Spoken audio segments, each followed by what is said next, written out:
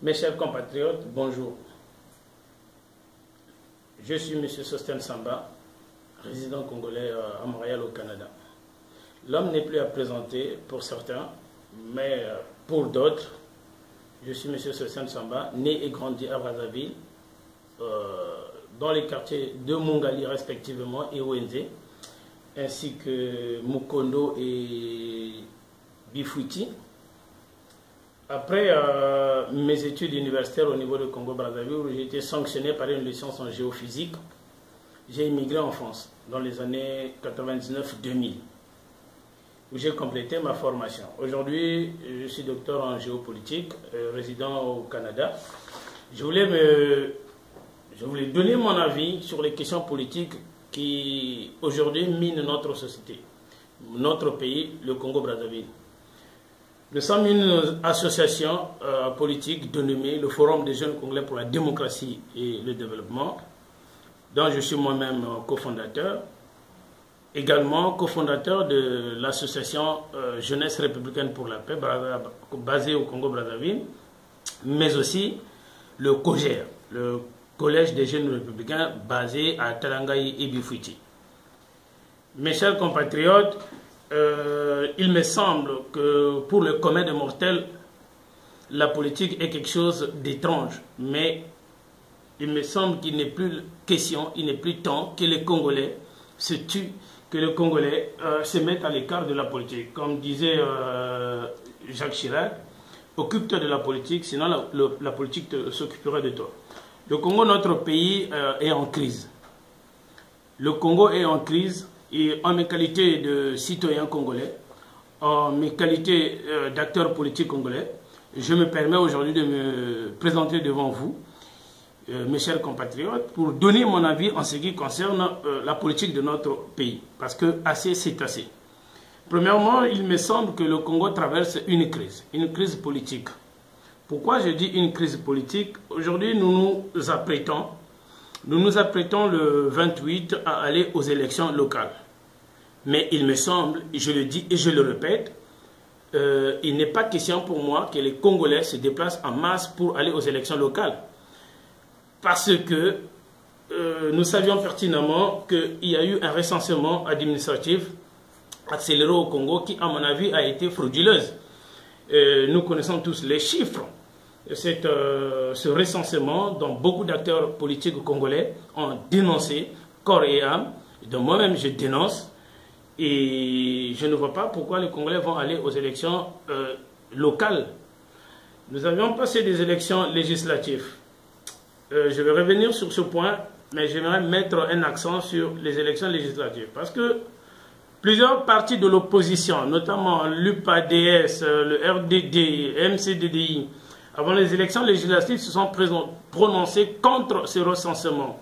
Mais à ma grande surprise, je vois ces mêmes partis politiques se présentent aux élections législatives et nous connaissons le résultat. Ils ont subi un échec, dont le PCT était vainqueur. Le 28, nous apprêtons à aller aux élections locales. Mes chers compatriotes, je pense que c'est une bêtise. Ces élections sont une élection frauduleuse, et que nous dénonçons, que je pense que les Congolais ne devraient même pas aller se présenter dans les urnes, dans les bureaux de vote. Pourquoi faire, je ne sais pas. Le Congo traverse une crise politique sur ce point-là. Après, parce que le système électoral du Congo est mafieux, le pays est bloqué, totalement bloqué, rien ne marche.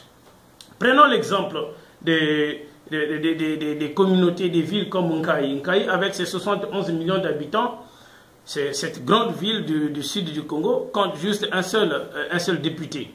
Si nous prenons le cas de Olombo, avec 21 000 habitants, Olombo compte 2 députés. C'est hallucinant. Mes chers frères, mes chers compatriotes, et me semble, partant de ce principe, le Congo, notre beau pays, traverse une crise politique. Et nous pensons qu'il faut maintenant donner des réponses à cette crise-là. Et j'appelle mes chers compatriotes, au nom de la citoyenneté, au nom du Congo, au nom de l'unité nationale, de ne pas se présenter aux élections locales parce que nous savions pertinemment que c'est peine perdue, le PCT en sortira vainqueur, comme toutes les autres élections passées au Congo-Brazzaville. le Congo traverse une crise économique. Nombre sont nos citoyens qui vivent à plus de 1 dollar, 1 euro par jour. Cela est très,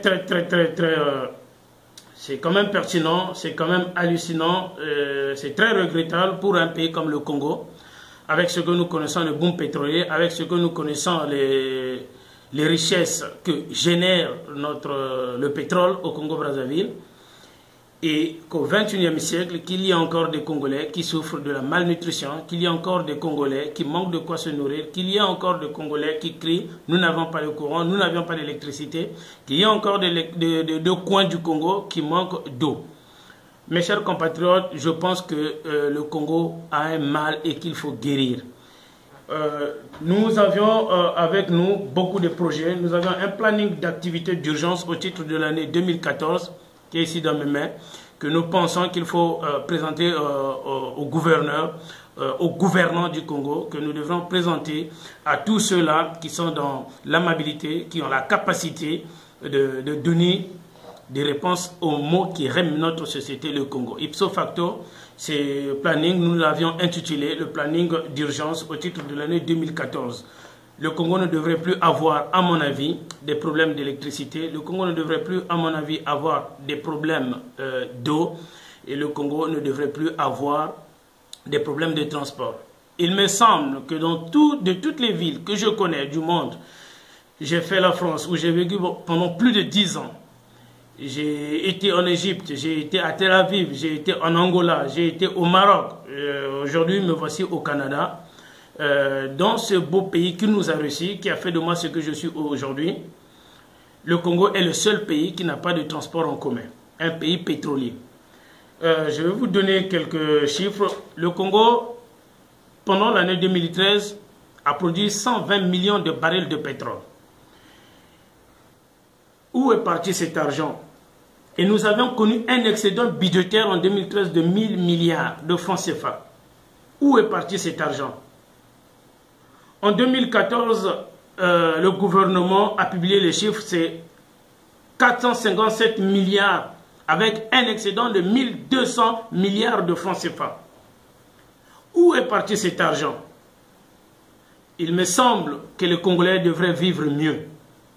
Et selon l'indice de la FMI et de la Banque mondiale, le Congolais moyen devrait gagner 900 $ par mois. Alors, quand je constate sur le terrain, le pauvre professeur ou l'enseignant de l'école primaire gagne 150 000, 70 000, c'est malheureux.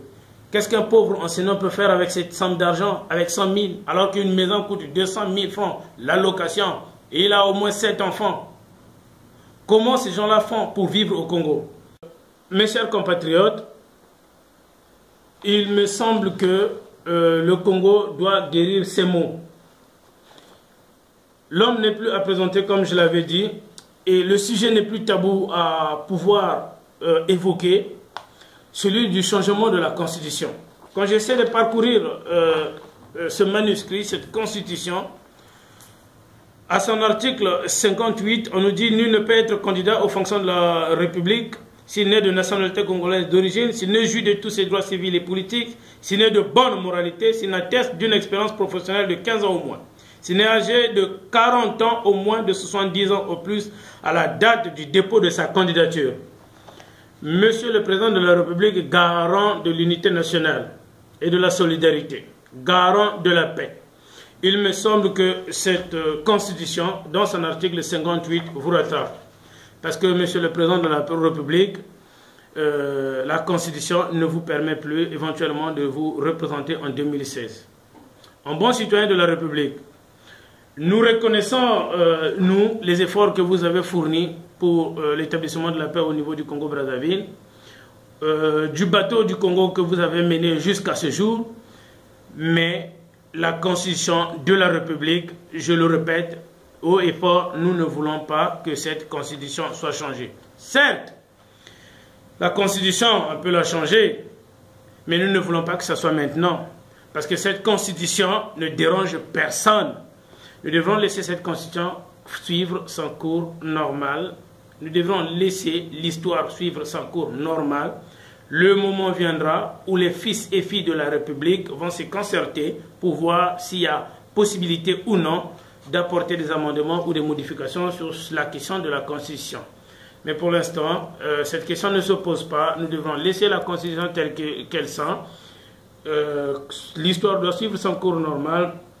Je suis halluciné d'entendre certains ministres de la République et députés dire que la Constitution n'est pas une Bible pour qu'elle ne soit pas amendée. Certes, mais combien de temps a duré cette Constitution? Qu'a-t-il de mal dans cette Constitution pour qu'aujourd'hui elle soit changée ou qu'elle soit amendée? Alors, à tous de la mouvance présidentielle, du PCT, qui pensent que cette Constitution doit être changée, nous pensons que l'histoire doit suivre son cours normal, la Constitution ne doit pas être changée. Après les élections de 2016, nous allons voir s'il y a moyen de changer cette Constitution. Mais pour l'instant, nous aimons cette Constitution, elle est très bien établie, elle est très belle cette Constitution et nous devons la garder telle qu'elle. Merci mes chers compatriotes, merci monsieur le journaliste et vous tous qui avez rehaussé de votre temps, vous tous qui avez prêté l'oreille à cette allocution. Mais aussi, je voudrais mettre l'accent sur un point très intéressant. Pourquoi je parle de la poursuite de la Constitution? La Constitution en elle-même ne fait du mal à personne. Une république doit avoir une alternance.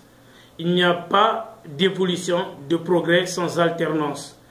Il n'y a pas de démocratie sans alternance. Qui dit démocratie dit alternance. Qui dit alternance dit progrès. Qui dit progrès dit développement. Et dans toutes les démocraties du monde, l'alternance a été à la base de tout progrès. Voilà pourquoi nous voulons que cela se passe ainsi dans notre pays, le Congo. Mon équipe et moi, nous avions pensé que le temps est venu où le président de la République puisse passer le témoin à un autre citoyen congolais qui lui sera apte, qui lui sera à mesure de continuer le bon travail que jusqu'à présent, monsieur le président de la République, Denis Sassou Nguesso, avait mené. Voilà pourquoi nous allons partir de ce principe, nous allons partir sur cette lignée de l'alternance absolue, de l'alternance au Congo-Brazzaville, que monsieur le président de la République, garant de l'unité, doit passer le témoin à un autre Congolais. Merci beaucoup, mes chers compatriotes, à vous tous qui m'avez suivi.